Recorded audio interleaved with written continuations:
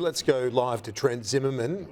He's giving his address at in the North Sydney seat. Robert Menzies when he created our great organisation shortly after the end of World War II.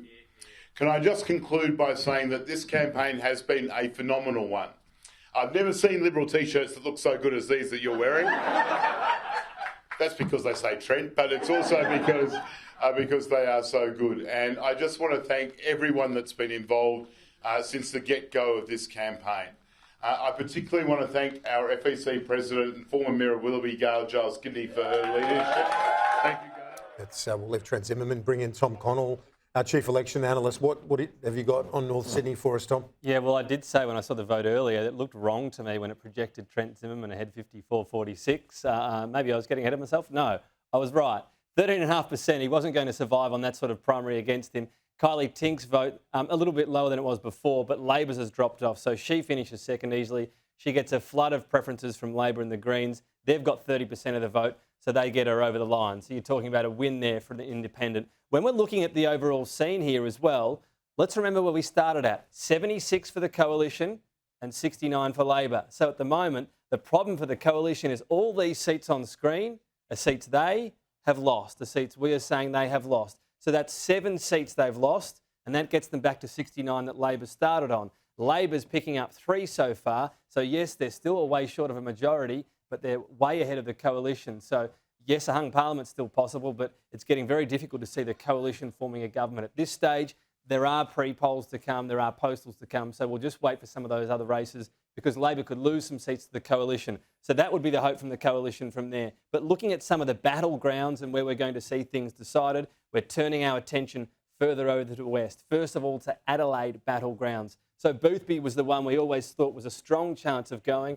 The vote of Rachel Swift, it's dropping 7%, but Labor's is dropping. So Greens is picking that up. Joe Dye will help Labor out, and so will the Greens. And that's the problem for Rachel Swift. Once she gets down that low, she relies on preferences, and she's not going to get a very good flow there from those two. So you can see at the moment we're saying a swing towards Labor, and it looks like they're going to be ahead on that seat, but it's too close to call for now. We're not calling that seat just yet. The other one that's popped up, a bit more of a surprise, is Sturt. James Stephens holds that seat again. Look at the drop in his primary, 7%. The issue here for Labor is it doesn't have the help from independents. So after we factor in those Greens votes, we're going to get about an 80% flow to Labor. They do get about level peggings or slightly ahead of the Liberal Party.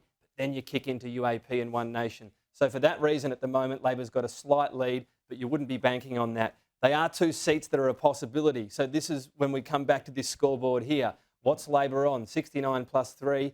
Maybe there's a couple they can pick up there in South Australia. The other option for them, of course, was Queensland. And the problem for them at the moment is, as the panel's been talking about, seats such as Brisbane, well, they might go Green instead. We're seeing that the drop-off from Trevor Evans, the Greens ahead of Labor here, ahead of Madonna Jarrett. And for now, this two-party preferred has Madonna Jarrett ahead.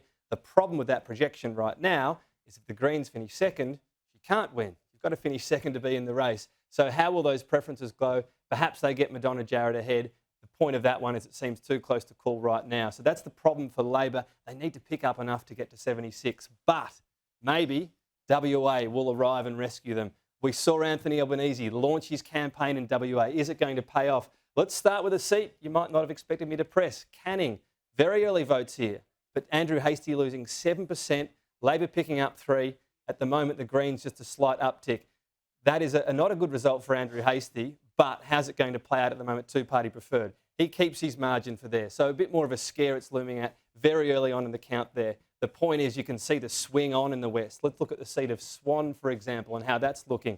So at the moment, 5% count, 3% up for Labor. This is only a 3% margin. The problem, you can see it right there, 13% loss for Christy McSweeney. That primary vote is not going to get her that seat. Labor gets help from the Greens very early on in the count. On those numbers, you'd see Labor ahead. We're going to wait for a bit more of that vote, but that's obviously looking very good for Labor for another gain and to get one extra seat. What about the seat of Pearce held by Christian Porter? Again, early votes. We're just starting to get these booths in the West, but so far we're seeing a surge from Labor, 6.74%.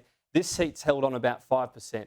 Again, the concern is the Liberal Party primary down 13% and the Greens ticking up as well. On those numbers, if they hold, you'll get about 9% of that vote from the Greens to Labor, and you would get them ahead on two-party preferred.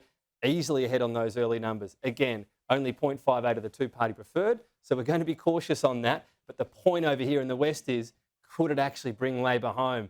And will it look like a bit of a genius act in the end, launching their campaign there? Let's end on the seat of Curtin. This is not one Labor's in contention for, but Kate Chaney. Is this yet another teal seat? So far, Celia Hammond has lost 14%. I've mentioned all night, 45% is the danger zone for the Liberal Party candidates there, and she's lost way more than that. Kate Chaney at 29, so she would get enough help at least on those very early numbers from Labor and the Greens. If those numbers hold, she's clearly ahead. So the story is both the coalition losing seats, Labor picking up some, but that crossbench could be massive by the end of the night, Kieran.